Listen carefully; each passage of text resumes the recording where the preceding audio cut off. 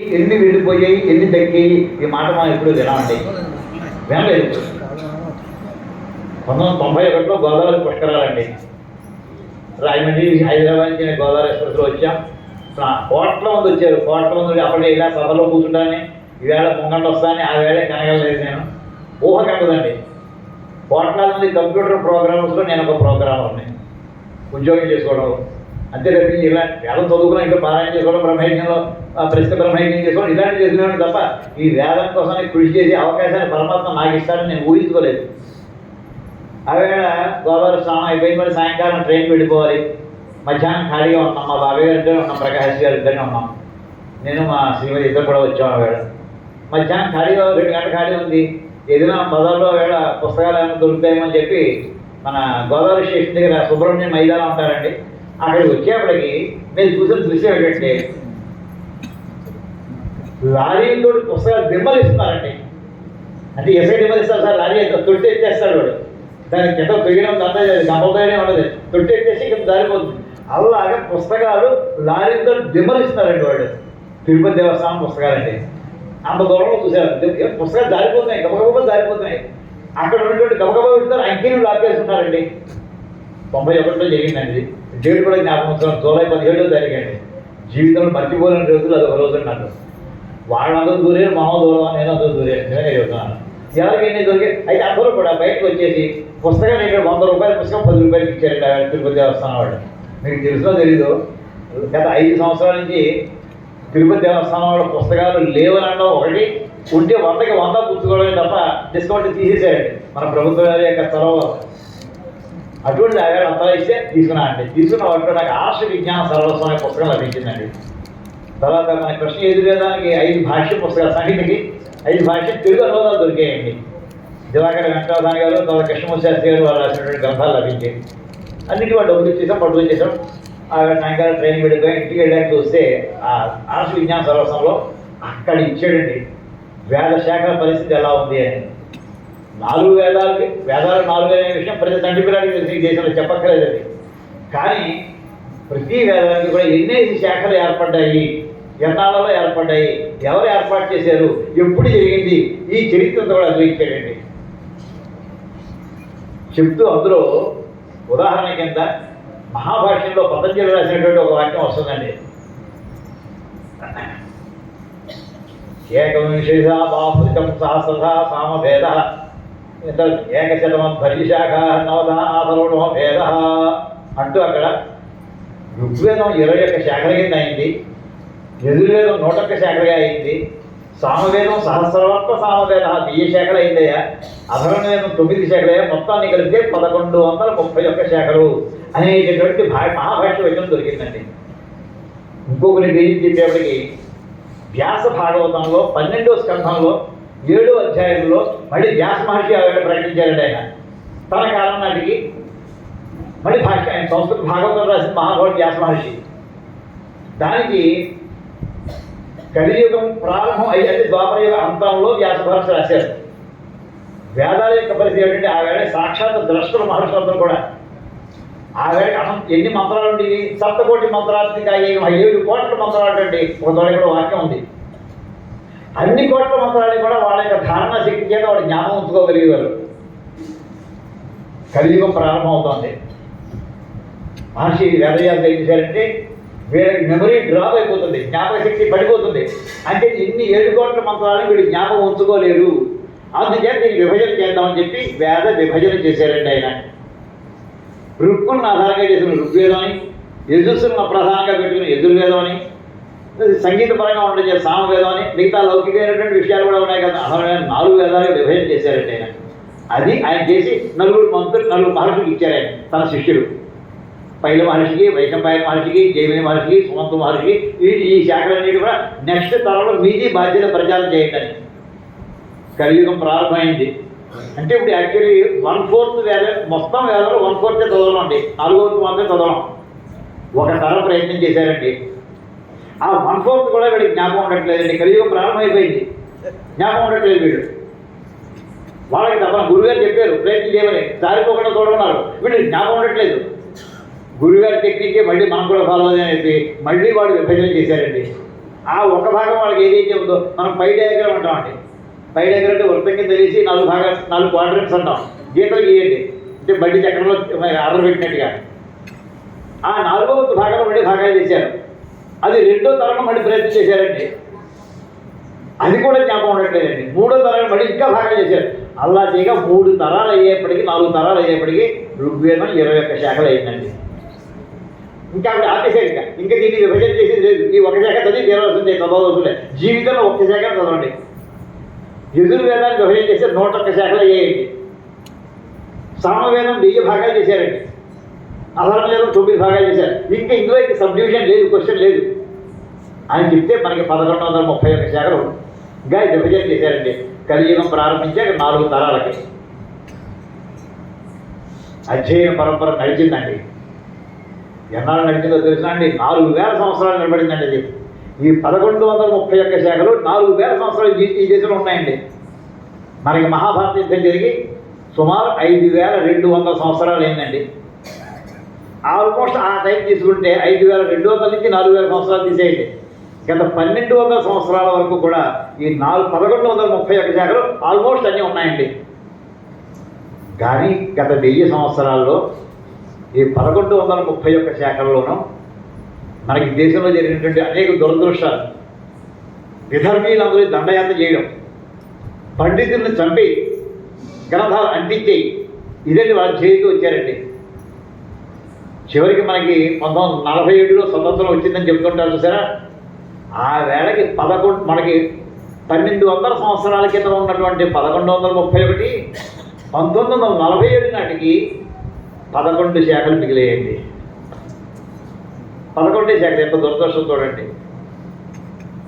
1991 నాటికి 7లోకి పైపోయిందండి. గత 40 ఏళ్లలో 4 శాఖలు ఉత్తరం అయిపోతున్నాయి. ఎక్కడ అధ్యయనం లేదు. ఆ విషయం ఆ పుస్తకంలో ఇచ్చారండి, ఆశ విజ్ఞాన సర్వస్వంలో. ఇది మన అంటే కొండవికి బండ జారిపోతుంది. 1130 శిఖరంలో ఉండేది, వచ్చి పడిపోయి 11 దగ్గరికి వచ్చేసింది, 11 నుంచి 7కి వచ్చేసింది. ఇలాగే వదిలేస్తే ఇంకో 2-3 తరాల్లో 7 శాఖలు కూడా అంతర్ధానం అయిపోతాయేమో. మనకి ఇంతగా చెప్పినట్టుగా ఉప్పులూరు వెంకట శాస్త్రి గారు మహానుభావుడు పుట్టారు కనుక మన వేదపడేది ఆధారం లభించిందండి. లేకపోతే ఎలా ఉంటాం? కుటుంబం గడవకపోతే ఏం చేస్తారు? ఇంగ్లీష్ విద్యలో వెళ్ళకపోతే ఉద్యోగం కావాలి, కూలి పనులు చేసుకోవాలి, కుటుంబాన్ని నిలబెట్టుకోవాలి కదా మనిషి పుట్టినందుకు. అందులో వెళ్ళిపోతాం. ఆయన మహానుభావుడు పుట్టడం మనకి ఇక్కడ ఈవేళ ఉన్నంతలో 7 రక్షణ జరిగిందండి.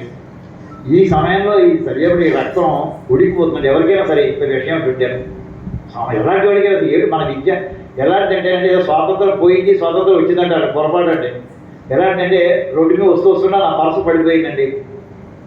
వెతుక్కుంటూ వెళ్ళాం. కొంతమంది పర్సు అంతా మళ్ళీ వెతుక్కుంటూ వెళ్ళామండి. పర్సు దొరికిందండి. పర్సులో క్యాష్ పోయిందండి. పర్సులో కొన్ని 100 రూపాయలు ఉన్నాయి. చివరి ఖాళీ పర్సు దొరికిందండి మనకి. స్వాతంత్రం పోయినప్పుడు ఇంత విజ్ఞానంతో ఉన్నటువంటి భారతదేశంలో స్వాతంత్రం వచ్చేవాడికి ఇంత విజ్ఞానాన్ని పోగొట్టుకున్నటువంటి వాళ్ళు దురదృష్టవంతులు అయ్యేవాళ్ళు. మనం ఎంత బాధేస్తున్నాను అసలు. ఒక్కొక్క మంత్రం సిద్ధిని పొందినటువంటి మహానుభావులు ఈవేళ కూడా ఉన్నారండి. సిద్ధిని పొందినటువంటి ఒక్క మంత్రం నేను ప్రత్యక్షంగా, నేను అనుభవంగా నేను వాడుకున్నాను. అవసరం వచ్చి ఒక సమస్యలో నేను నిమ్స్లో పనిచేస్తున్నప్పుడు అంటే ఒక డాక్టర్ అంటే సబ్జెక్ట్ డీవియేట్ అయ్యి మంత్ర శక్తి చెప్తానండి. నేను నిమ్స్లో పనిచేస్తున్నప్పుడు మన బ్రాహ్మణులు చాలా మంది ఉన్నారు, మిగతా వర్ణాలు ఎవరు డాక్టర్స్ అంటే అనేక వర్ణాలు ఉంటారు. వాళ్ళు వీళ్ళనే ఉంది. జరిగిన సంఘటన ఎంత దారుణమైన సంఘటన జరిగిందో చెప్తానండి. ఆయన న్యూరాలజిస్ట్ అంటే మర్మాంగాల మీద స్పెషలిస్ట్. ఆయన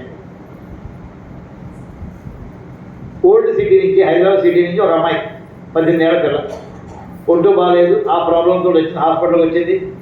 దీని ఎక్స్పర్ట్ డాక్టర్ సూర్యప్రకాష్ గారు, పేరు కూడా చెప్తానండి. చక్కటి సంస్కారి, వైద్యం ఉద్యోగరీత్యా ఆయన అన్ని పిహెచ్డీ ప్రొఫెసర్గా పనిచేస్తున్నారు నిమ్స్లో. ఆ అమ్మాయి ఏం చేసినాడు, ఈ ప్రాబ్లం కొందరు ఓపీలో చూపించారు, జూనియర్ డాక్టర్ వాళ్ళు చూసారు, సీనియర్ డాక్టర్ ఈ ప్రాబ్లం మాకు అర్థం అవుతుందేమో అంతే చూడడం జరిగింది. అమ్మ నీకు సర్జరీ చేయాలమ్మా, సర్జరీ చేస్తే ప్రాబ్లం సొల్యూషన్ ఉంటుంది. ఇంటి డిసైడ్ చేసినాడు. అది మొత్తం హాస్పిటల్ మళ్ళీ వచ్చి సర్జరీ చేయించుకున్నాడు. పొద్దున్న 9కి రమ్మన్నారు. ఆపరేషన్ డే నాడు ఆపరేషన్ వచ్చింది. సుమారు 9:30-10 గంటలకి ఆపరేషన్ అయిపోయింది. ఐసీసీలో కాసేపు ఉంచుతారు. అక్కడి నుంచి రూమ్ షిఫ్ట్ చేయాలి. రూమ్కి వెళ్ళిందండి. దీనికి ఆపరేషన్ చేసుకుంటున్నారు. ఈయన ఆపరేషన్ థియేటర్లో కూర్చొని పొద్దున్న వరుసగా 1 గంట జరిగిందని తెలుసునండి. అమ్మాయి రూమ్లోకి వెళ్ళిపోయి ఓవైసీ వాళ్ళకి ఫోన్ చేయించిందండి, నన్ను హాస్పిటల్లో ఆపరేషన్ థియేటర్లో రేప్ చేశారు. దారుణం ఉండదు ఆ మాట. అక్కడి నుంచి వెంటనే ఓవైసీ గ్యాంగ్ ఉంది కదండి, వాడు 100 మంది కర్రలు ఇచ్చుకున్నాయి నిమిషంలో వచ్చి అద్దాలు పగలగొట్టు కొట్టేసుకుంటూ గేట్ లగైతే డైరెక్టర్ దాకా వచ్చేసారండి. ఎవరికి తెలియదు ఏమవుతుందో, ఎందుకు కొట్టేస్తున్నారో తెలియదు, డైరెక్టర్ కూడా వచ్చేసారండి. ఇప్పుడు ఆ డాక్టర్ ఎక్కడ చూపింది, ఏ డాక్టర్ అంటాడు, ఎవరికి తెలుసు, మా డాక్టర్కి తెలియదు, డాక్టర్ హాస్పిటల్కి ఎవరికి తెలియదు. ఆ అమ్మాయి చెప్పింది వీడికి నమ్మేసాడు, వచ్చి గ్యాంగ్ అండి ఫేమస్ చేశారండి. నువ్వు చెప్తావా లేదా నిన్ను కూడా పట్టుకుంటావా డైరెక్టర్ని. వెంటనే మెడికల్ సూపరింటెండెంట్ పిలిచారండి. ఆ అమ్మాయి ఏదో చెప్తాను జనరల్గా అసలు నాకు అర్థం అవట్లేదు అన్నాడు. చెప్తే యువరాజేష్ ప్రొఫెసర్ సూర్యప్రకాష్ గారు వెంటనే అప్పటికప్పుడు వాళ్ళు కత్తితున్న కలుసుకుని ఏమవుతున్నారు, ఈ సస్పెండెడ్ ఫ్రమ్ డ్యూటీస్ అన్నారండి. వెంటనే ఏం చేశారు, ఆ కాగితం పట్టి పంజాబ్ ఉందని మాది నిమ్స్ హాస్పిటల్, పంజాబ్ పోలీస్ స్టేషన్లో కంప్లైంట్ ఇచ్చేసి బట్టి ఇచ్చారు.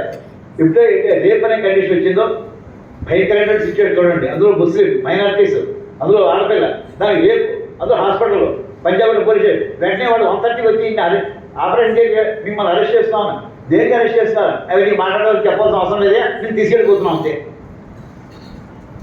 ప్రశ్న లేదు, సమాధానం లేదు. ఆయన తీసుకెళ్ళిపోయి జైలు పెట్టారు, పంజాబ్లో పోలీస్ స్టేషన్లో పెట్టేశారండి 2 గంటలకి.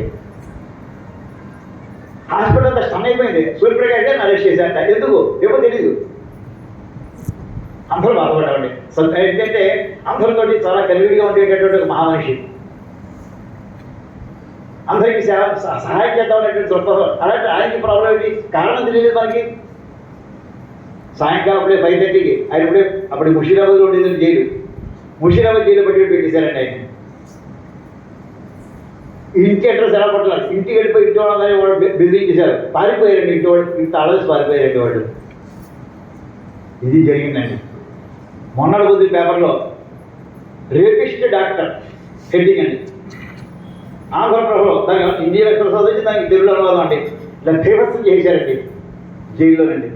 వెంటనే మామూలుగా మెజిస్ట్రేట్ కూడా అరెస్ట్ చేసిన తర్వాత వితిన్ 24 hours మెజిస్ట్రేట్ ఎదురు కూడా ప్రొడ్యూస్ చేయాలి, పట్టుకెళ్ళి పెట్టాలి, కారణం చెప్పాలి. పెట్టలేదండి వీడు.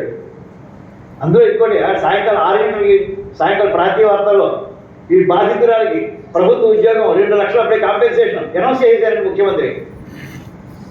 ఎక్కడి నుంచి వెళ్ళిపోయిందండి మన ప్రభుత్వం, అసలు దిక్కు దివాణం లేకుండా అయిపోయిందండి. ఆయన హాస్పిటల్లో ఉన్నారు, ఆయన హాస్పిటల్ జైలు వెళ్ళిపోయి ముషిరాబాద్ సాయంకాలం ఆయన జైల్లో ఉన్నారండి. ఆయన ఏం చేస్తున్నారంటే అక్కడ ఉన్నటువంటి జైల్లో ఉంటారు, మళ్ళీ బాధపడుతుంది, మళ్ళీ వాళ్ళ చేతులు చూసి మీరు ఈ మందు తెప్పించుకోండి అక్కడ చూసి ఆయన చూడండి, ఆయన నేజీ చూడండి. ఆయన అరెస్ట్ చేసేది బాధపడట్లేదండి, అక్కడ ఉన్నటువంటి ఖైదీలకి ఆయన వైద్యం చేయడం ప్రారంభించాడు ఆయన. ఇది మహానుభావుడండి. మొన్నటి కొద్ది పేపర్లో ఈ వార్తలు 2వ రోజు అదే బాధ వేసిందండి. మనం ఏం చేయగలం, ఏమీ చేయలేము అని అనుకోదు, ఏదో చేద్దాం. ఆంధ్రప్రభలో ఈ వార్త ఎవరైతే రాశాడో ఎడిటింగ్కి వెళ్ళామండి, నేను మా స్వామి గారు ఒక కల్లూరు భోగేశ్వర స్వామి గారు. ఏమండి ఈ వార్త రాశారు, రేపు చేసేట్టు మీ దగ్గర ఆధారాలు ఏమైనా ఉన్నాయా? మరి రిపోర్టర్ రాశాడండి. అలా చెప్పకండి, పేపర్ మీ సంపాదకులు మీరు, మీ పేరుకి మీ సంతకంతో వస్తుంది పేపర్. నేను ఆలోచించలేదండి, పిలవండి మీ రిపోర్టర్ని పిలవండి. రిపోర్టర్ పిలిపించాడండి మా ఎదురున్న. ఏమయ్యా నీ దగ్గర ఎవిడెన్స్ ఏముంది పేపర్లో రాసే వార్త? లేదండి పోలీస్ స్టేషన్లో వాళ్ళు పోలీసులు ఇచ్చారండి కంప్లైంట్ ఇన్ఫర్మేషన్ అంతా అదే రాశారన్నాడు. అంటే నువ్వు చూసుకోవాల్సిన అర్థం నీ బాధ్యత లేదా నీకు అసలు? సామాన్యంగా ఎప్పుడైనా జరిగితే మొట్టమొదటి జరగాల్సి ఏంటంటే డ్రెస్ ముందర, కట్టుకున్నటువంటి బట్టలు ముందర అది మెడికల్ టెస్ట్ పంపించాలండి. విక్టిమ్ని మెడికల్ టెస్ట్ చేయించాలి, చేసినటువంటి వాడిని మెడికల్ టెస్ట్ పంపించాలి. ఏమీ లేదు, డాక్టర్కి టెస్ట్ రాలేదు, ఆ అమ్మాయికి టెస్ట్ చేయించలేదు, డ్రెస్ తీసుకోలేదు, ఆధారాలు ఏమీ లేవు, ఊహాగానాలతో రాసేశారండి. అప్పుడు పట్టుకుని ఆయన అడిగాం, ఆయన పేరు దీక్షిత్ అండి, ఎడిటర్, జ్ఞాపకం లేదు. ఏమన్నా ఇలాగే రాశాడు, ఒక డాక్టర్ని నిలువునని చంపేశారు మీరు మీ వార్తలతో. క్షమాపణ కోరి మీ క్షమాపణ ఎవరు కావాలండి? ఇవాళ చెడు జరిగిపోతుంది ముందర, మంచివాడు ఉంటుండో. నిజండి ఈ మాటకి ఉత్తరాంధ్రతో వాక్యం ఉందండి, సామాన్య మానవుడు ఎటువంటి వాడు అని ప్రశ్న వస్తేటండి, సామాన్యుడు వాడు ఎవరి వాడి పని వాడు చూసుకుంటూ ఉంటాడు, ప్రపంచంతో వాడు సంబంధం లేదు, వాడి కుటుంబం కులాసంగా ఉందా లేదా, నాకు ఇప్పుడు కుటుంబం ఇలా అనుకుంటూ ఉంటాడని అనుకుంటా ఉంటాం. అంటే వాడు ఉత్తరం వాడికి 8 మార్కులు వేద్దామని అడిగారండి ఒక ఆయన. వాడికి 100కి 90 మార్కులు వేద్దామా కొంతమంది, వాడి కూడా వాడు పట్టించుకుంటుంది, మిగతా వాడి విషయం వాడికి అనవసరం. ఊడు అనుకోండి, పట్టించుకున్న వాళ్ళు చాలామంది ఉంటారు, 90 మార్కులు వేస్తాం. కొంతమంది అంటారు లేదండి 50-50 అండి, మరి సగం